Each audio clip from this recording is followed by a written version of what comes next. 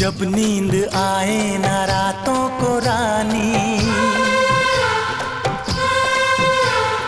करने लगे तंग तुझको जवानी।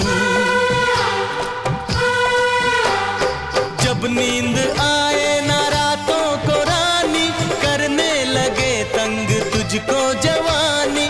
धड़कन सताए जादू जगाए, मौसम करे छेड़खानी।